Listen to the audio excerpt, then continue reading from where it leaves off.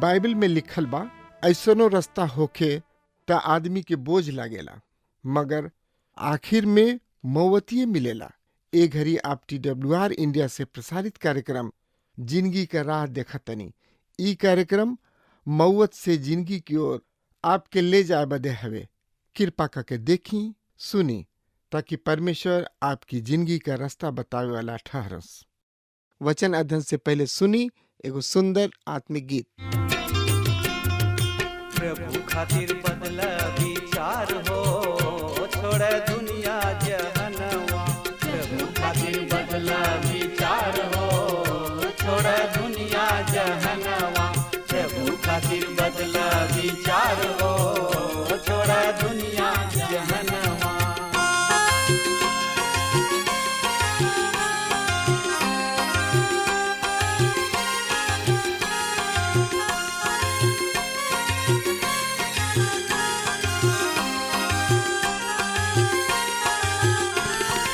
मनवा बदल बात बड़ा सुख पैबा।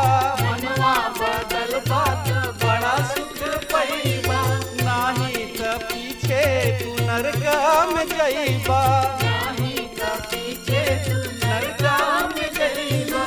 नाही त पीछे तू नरक में जइबा। स्वर्ग के खुलल बा दरबार हो, छोड़ दुनिया जहनवा। स्वर्ग में खुलल बा दरबार हो, छोड़ दुनिया जहनवा। प्रभु खातिर बदला विचार हो, छोड़ दुनिया जहनवा।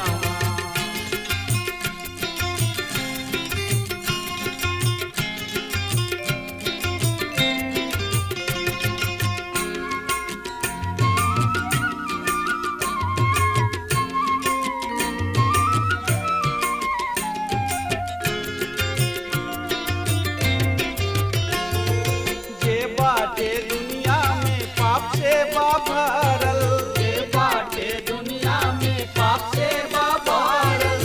बिन यीशु नाम के केहू न तरल। बिन यीशु नाम के केहू न तरल। बिन यीशु नाम के केहू न तरल।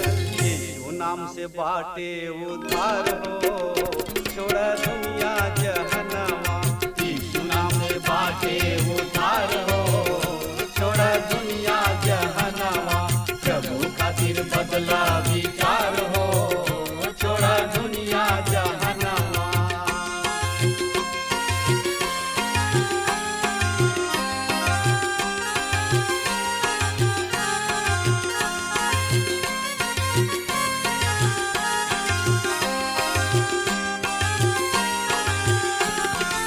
जब रउआ चाहिए जिंदगी सुधारे। जब रउआ चाहिए जिंदगी सुधारे। प्रेमी यीशु के आई जा दुआरे। प्रेमी यीशु के आई जा दुआरे। प्रेमी यीशु के आई जा दुआरे। गले से लगई है करिए प्यार हो, छोड़ दुनिया जहनवा। गले से लगई है करिए प्यार हो, छोड़ दुनिया जहनवा। यीशु खातिर बदला विचार हो, छोड़ दुनिया जहनवा। प्रभु खातिर बदला विचार हो, छोड़ दुनिया जहनवा। प्रभु खातिर बदला विचार हो, छोड़ दुनिया जहनवा।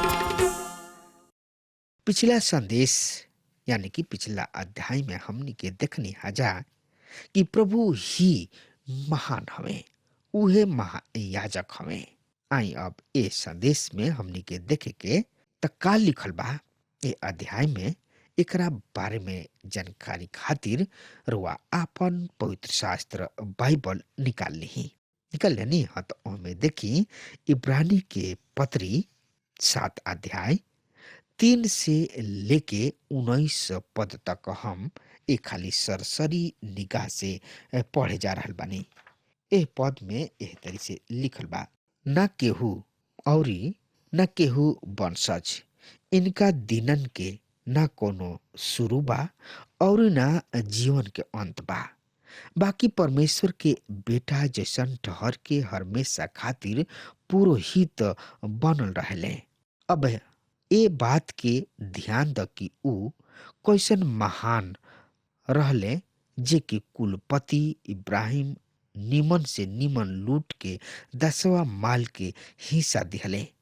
लेवी के लइका लोग में से जे केहू पुरोहित के पद पावे ले उ लोग के हुक्म मिलल बा कि इसराइली लोगन से चाहे उ लोग इब्राहिम में देह से काहे ना जन्मल हो, व्यवस्था के जैसन 10वां हिस्सा लेस।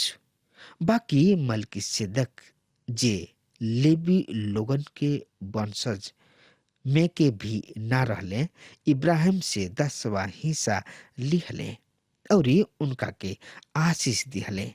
जगरा के वादा मिलल रहे उ इब्राहिम रहले। एमे 2 राय नेखे की छोट बड़हन से आशीर्वाद पावेला और एहिजा त मुए वाला आदमी 10वां हिस्सा पावेला। बाकी ओहिजा उहे ले लेला जिनका ओर से गवाही दिहल जाला कि ऊ जियते बाड़न।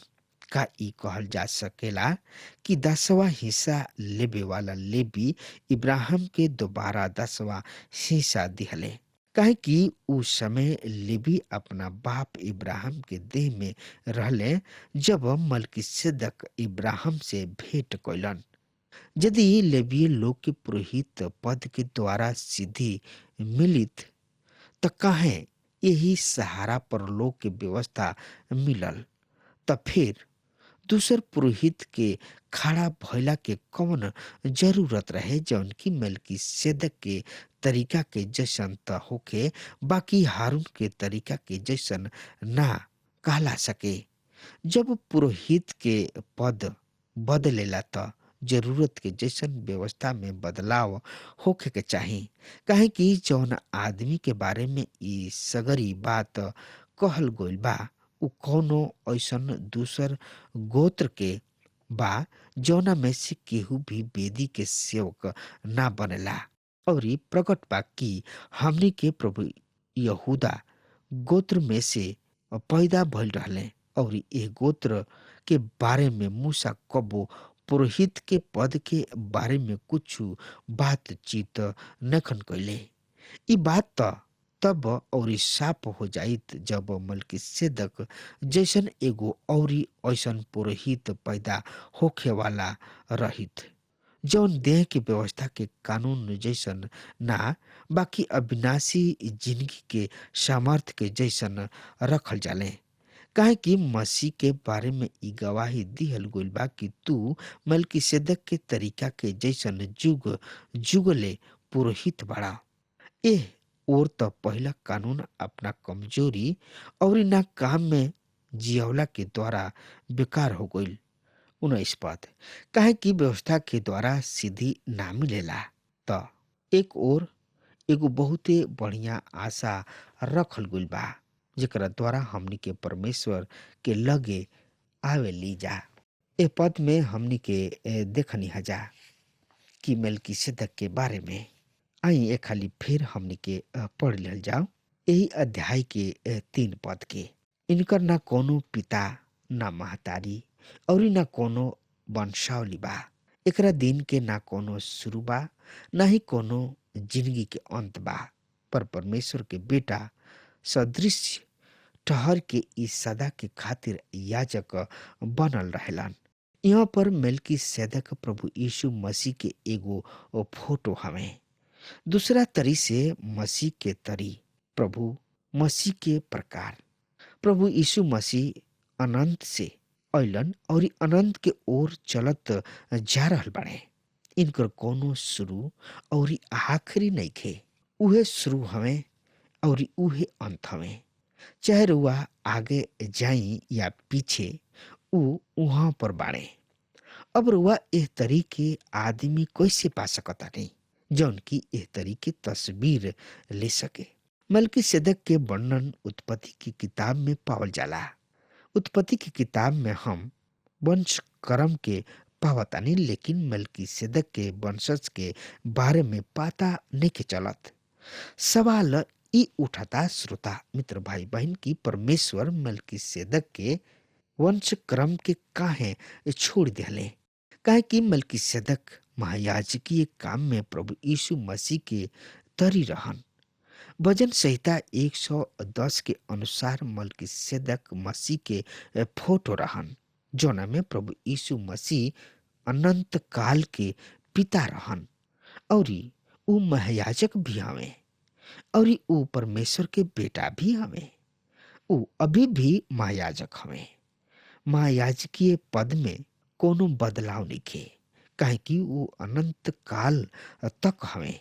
उत्पत्ति की किताब में हम देख रहल बानी कि मलकीसेदक अब्राहम किने ठीक सही समय पर अइलन। अब्राहम के परीक्षा होखे के रहे। ऐसने समय में उनका के प्रोत्साहन की आवश्यकता रहे, मजबूती के आवश्यकता रहे। मलकीसेदक रोटी और दाख रस लेके अइलन। ऊ परमेश्वर के ओर से महायाजक रहन। उत्पत्ति की किताब 14 अध्याय के 23 पद एह तरी से बता रहल बा कि जौन कुछ तोहार ह ओकरा में से हम ना तो एगो सूत, ना जूता के बांधे वाला, ना औरी कुछ लेब, जौना से कि तू ई ना कहे पाव हम अब्राहम के धनी बना देले बानी। आई यही लगले हमनी के देख लिए जाओ। उत्पत्ति की किताब 15 अध्याय के 1 पद एह तरी से बता रहा बा, सुनी ध्यान से। ए बात सबके पश्चात यह परमेश्वर के ई वचन दर्शन में इब्राहिम के पास पहुंचल। अब्राहम मत डरा, हम तोहार ढाल हई, तोहरा प्रति फल महान होई। मलकीसेदक अब्राहम के सेवकाई कइलन। प्रभु यीशु मसीह सबसे बड़ महायाजक हवे। ऊ हमनी के खातिर सेवा काम के खातिर तैयार बने। अगर वो रुआ बीच में सेवा ना करीते, एकर मतलब रुआ परिपक्व नहीं भइल। अभी तक रुआ ओ सच्चाई के बारे में जौन यहाँ पर बा ओकरा से परिचित नहीं की। का रुआ कोनो तरीके परीक्षा में से होके गोल बनी? का रुआ एह बात के जानतानी कि परमेश्वर और हरदम सहायता करेले? का रुआ एह बात के जानतानी कि ऊ हर दिन हमार हमें? ऊ जीवित परमेश्वर हमें जौन हम करे चाहिना। ऊ उत्पत्ति की किताब 14 अध्याय के 19 पद बतावता। तब ऊ उनका के ई आशीर्वाद दिहले, स्वर्ग और पृथ्वी के सृष्टिकर्ता परम प्रधान परमेश्वर यहोवा के ओर से अब्राहम धन्य होखस। हाँ मित्र, आगे हम पावतानी कि मसीह एगो महान याजक हमें। आई और ज्यादा से ज्यादा जानकारी खातिर हमनी के पढ़ लिहल जाओ। इब्रानी के पत्री 7 अध्याय के 4 पद में लिखल बा। अब ध्यान कर, ऊ मनुष्य कैसन महान रहन जौन के कुलपति इब्राहिम अपना लूट के सर्वोत्तम भाग के 10वां अंश दिहले। इब्राहिम मलकीसेदक के 10वां अंश दिहले। इब्रानी के पत्री 7 अध्याय के 5 और 6 पद के हम रोज सामने पढ़ रहल बनी। लेवी के संतान में से जौन याजक पद पावेलन, उनका आज्ञा मिलल लोगन से, अर्थात अपना भाई लोग से। यद्यपि ओहनी लोग अब्राहम के कुल खानदान के हवे, व्यवस्था के अनुसार 10वां अंश दिहल करे, पर अतना जौन की उनकर वंशावली में से भी ना रहे। अब्राहम से 10वां भाग लिहले और उनका के आशीष दिहले, जौना के प्रतिज्ञा मिल रहे। अब रुआ सोची कि अब्राहम मलकीसेदक से बढ़ रहन या ना। मलकीसेदक बहुत ही बढ़िया लइका रहन, लेकिन मूसा और हारून ओसन ना रहन। हम तो इहे जानतानी कि ऊ हमनी के परमेश्वर हवे। इब्रानी के पत्री 7 अध्याय के 7 पद में लिखल बा एह तरी से, दूसरा में संदेह नइखे कि छोट बड़ से आशीर्वाद पावेला। हाँ मित्र, अब्राहम मलकीसेदक के द्वारा आशीष पावले, ऊ श्रेष्ठ गिनल गइलन। इब्रानी के पत्री 7 अध्याय के 8 पद में लिखल बा, फिर एगो दशा में तो नश्वर मनुष्य 10वां अंश पावेला, पर दूसर उहे पावलन जौना खातिर गवाही दिहल जाला कि ऊ जीवित बाणे। यहाँ तो मरणहार मनुष्य इ लेवी याजक के ओर संकेत करता, लेकिन यहाँ पर ई मलकीसेदक के ओर संकेत करता। रुआ अपना आप के उनका के दे सकतानी और ऊ रुआ के ग्रहण करी है। हम अपना आप के उनका हाथ में सौंप देले बानी। हम प्रभु के धन्यवाद देवे चाहतानी कि ऊ हमरा के ग्रहण कइले बाणे।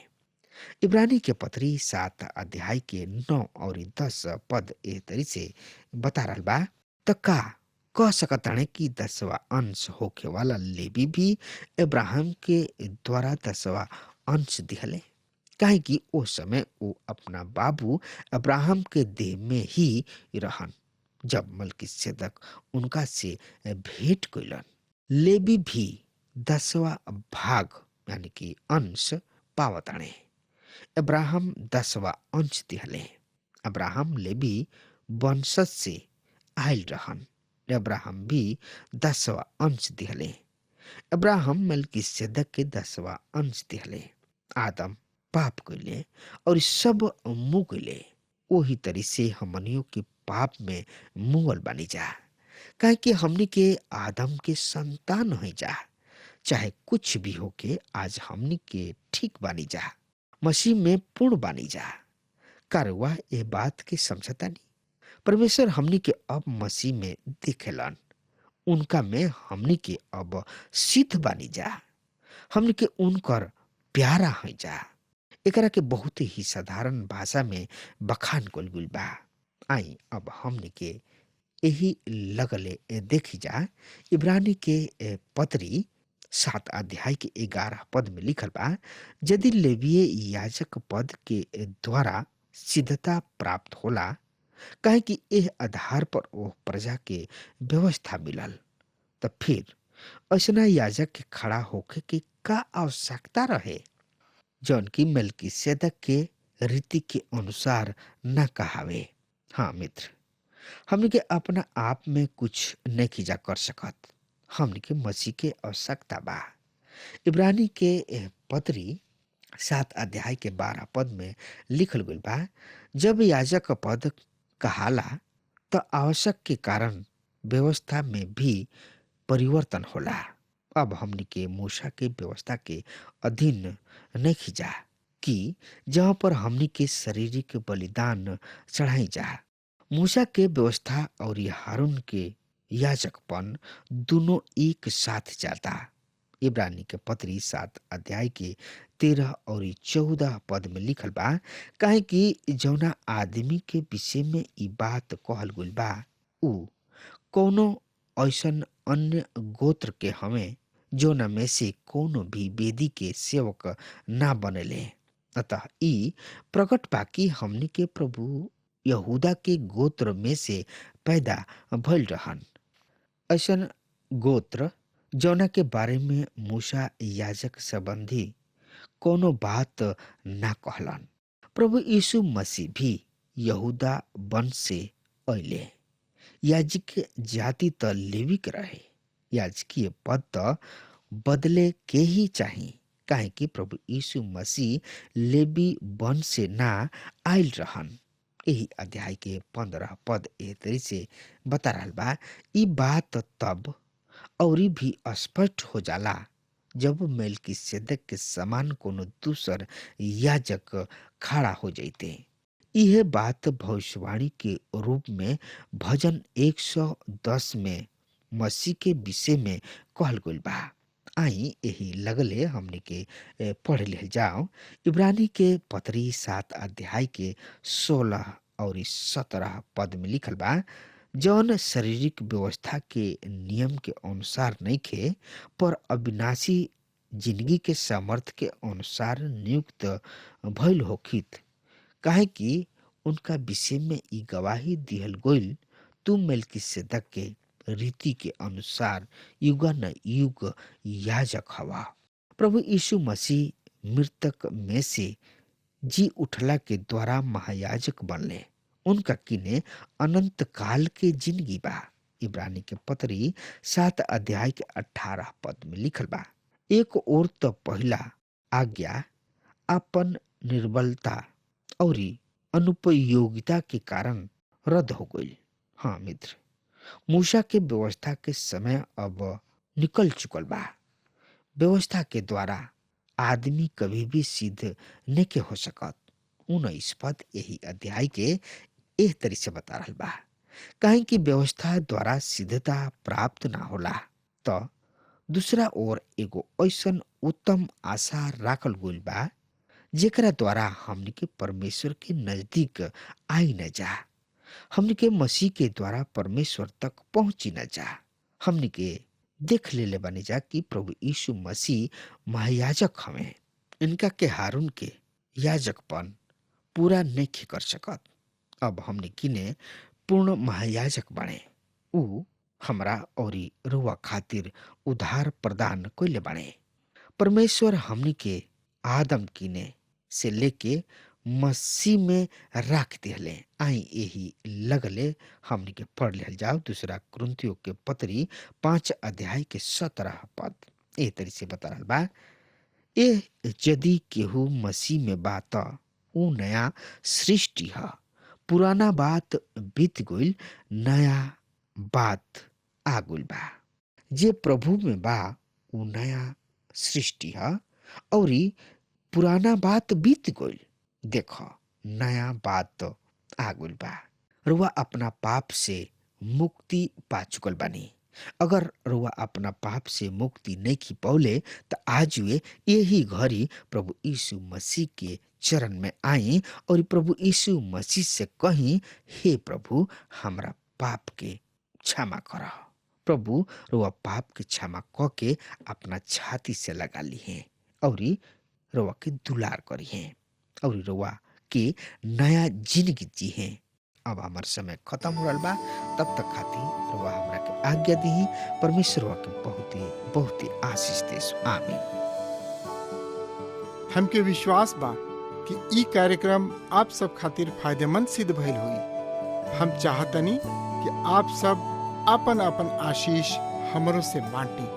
अगर आप सबके लगे बाइबल से चाहे आपकी निजी जिंदगी से क्यों सवाल होके, चाहे क्यों समस्या खातिर प्रार्थना करावे चाहतनी, तो हमारी फोन नंबर पर जरूर संपर्क करें। परमेश्वर आप सबके बहुत आशीष प्रदान करें और आज का दिन आप खातिर सुखद बनावे।